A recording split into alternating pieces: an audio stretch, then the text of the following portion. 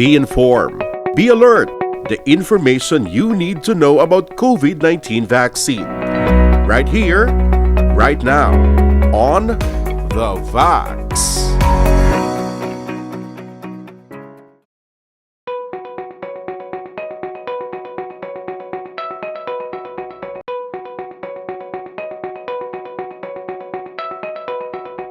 The Delta variant is another one of the variants of the virus that causes COVID-19, which is SARS-CoV-2.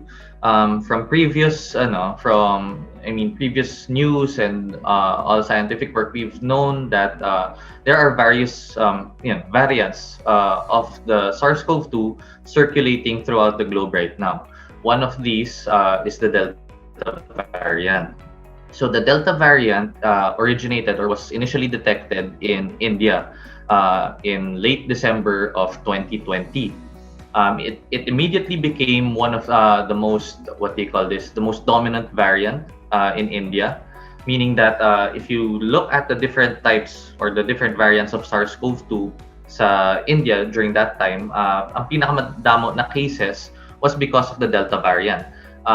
Here in the Philippines, actually, it was first detected in May 2021.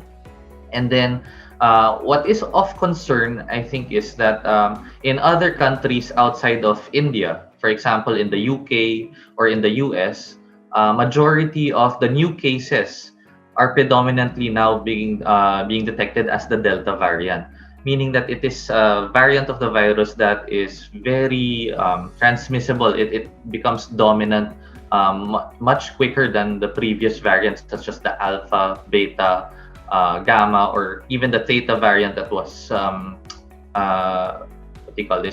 first discovered here in the Philippines.